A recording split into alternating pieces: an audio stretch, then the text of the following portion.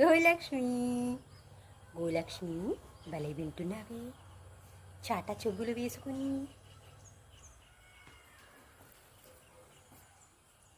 అరే మళ్ళీ చూస్తుంది. ఏంటమ్మా, ఏంటి చిన్నారి,